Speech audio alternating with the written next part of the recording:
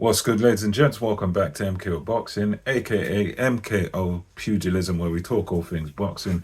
Remember to like and subscribe on YouTube, follow on TikTok, all that good stuff. And just a big thank you to everyone who does follow me on TikTok and those subscribers on YouTube. Mini milestone reached on YouTube, now up to 500 subs. So really appreciate everyone who does subscribe and does watch the content. Thanks a lot for that. So yeah, topic of discussion today is Chris Eubank Sr. and of course Nigel Benn, who have been going on a bit of a media run. Both men have done interviews on TalkSport. Nigel Benn was just his usual self, on there with Simon Jordan, Jim White. He was asked about the how his son felt after the fight, and yeah, he was saying, yeah, it was a bit sad. He said that probably what Chris Eubanks Jr. was saying about the ambulance he was saying it was waffle, basically it was rubbish, because he mentioned the fact that Chris Eubank Jr. and Senior were there well ahead of him and Connor. So, he doesn't think there was this massive delay. He said, well, looking kind of for sympathy sort of thing.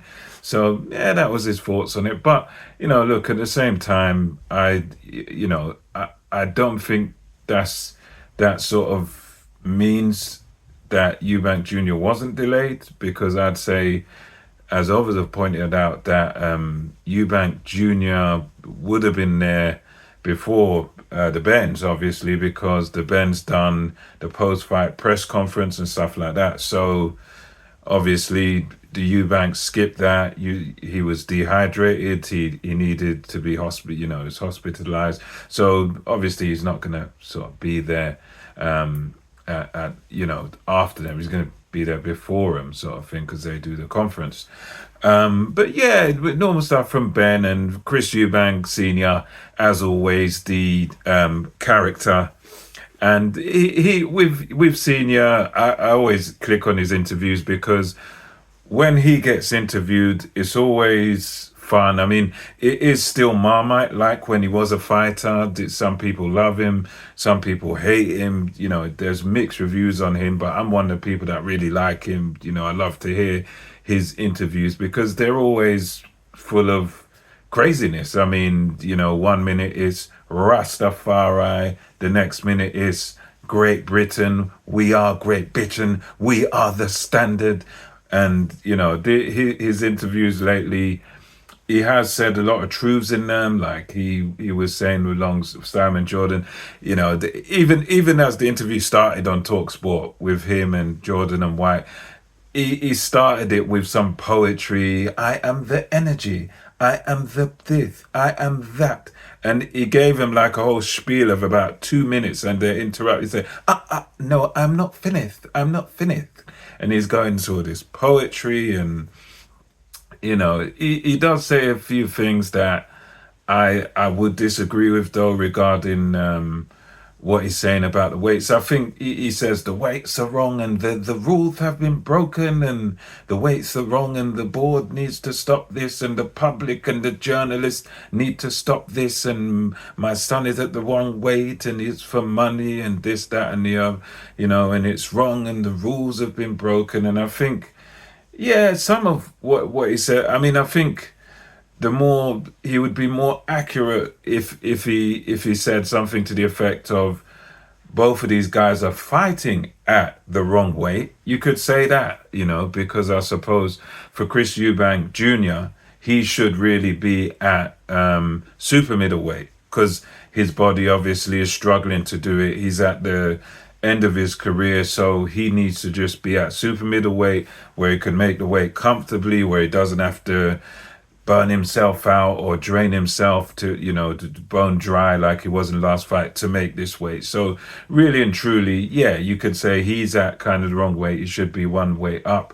Conor Benn obviously is nowhere near big enough to be a middleweight, so he should be at 147. So you could say they're fighting at the wrong, quote unquote, wrong weight. But you can't really say, as Senior's been saying, that the rules have been broken, because the rules haven't been broken. I mean, when it comes to boxing, if you're the ruler, that if you're fighting at middleweight, as long as you can make the weight in any given division, whether it's middleweight, super middleweight, welterweight, whatever it is, as long as you can actually make the weight, then you're not breaking any rules. And with these guys, his son and Conor Ben, they've both agreed to fight at middleweight, and I don't know why, but unfortunately for Chris Eubank Jr., they both agreed to this rehydration clause, which, you can say what you want about it, but the problem is when you agree to it, you agree to it. I don't agree that it's right. I don't think it's a good thing,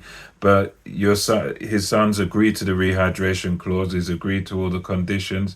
He's agreed to the weight, and he's going to make the weight. So you can't really claim the rules have been broken or the weights are wrong. All you can say is, well, this is, I feel, the wrong weight division for my son and the wrong weight division for his opponent. But if both guys make the weight, then they're not breaking any rules.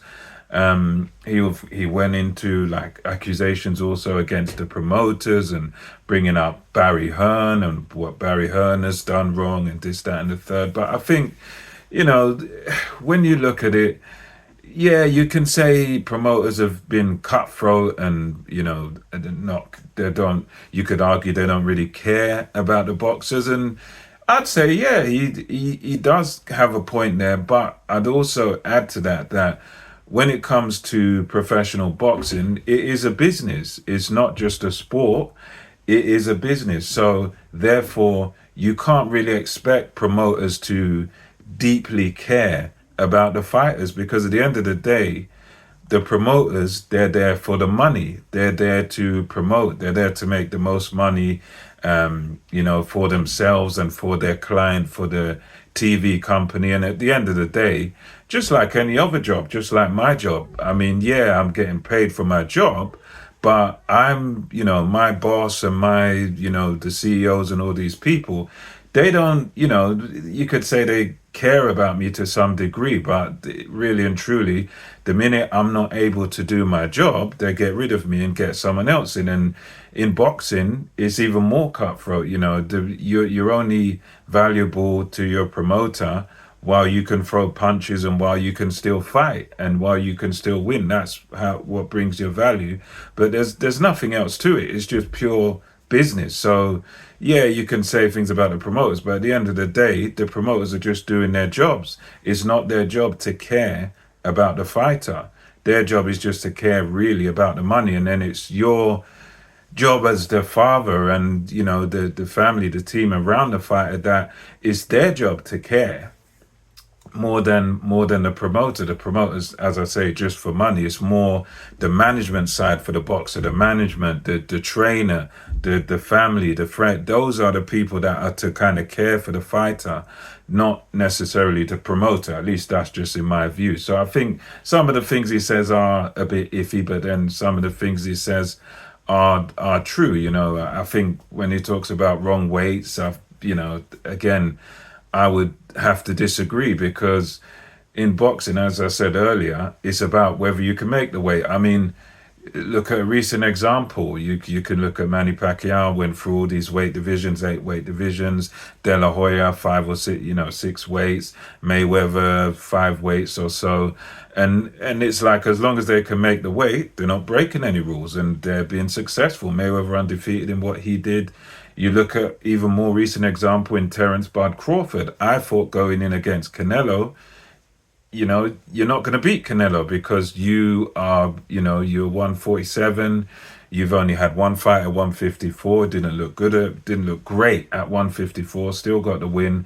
Canelo is going to be too big, too strong, and you didn't look great at 154, which is 2 weight divisions where Canelo fights. But Crawford, because he's that great, he proved me wrong, and he proved, he was just too skillful and too good, and he made it look easy against Canelo. So, and it's not only him that's done it. I mean, Roy Jones Jr. went all the way up to heavyweight from, and beat up John Ruiz, from middleweight to heavyweight. Beat John Ruiz easy. John Ruiz should have been too big, too strong, but because of the skill of Roy Jones Jr., he was able to do it. So I think history is littered with examples of guys that go up and down in weights, and it's the skills that pay the bills, and it's the talent and their boxing ability that has got them through those fights. So I think even when you talk about weights, it's not a one size fits all. I mean, some guys go up in weight, can't make it. Some guys go down and things happen and they lose. But history's littered with examples of great fighters who have gone up in weight or had to drop down a division here and there, and they've been successful at doing it. So that's where I stand on it. Anyway, let me know your thoughts on this fight week, the two dads, Eubank Senior and his poetry, and what do you think about this in the comments? And until next time, it's MKO Boxing, over and out.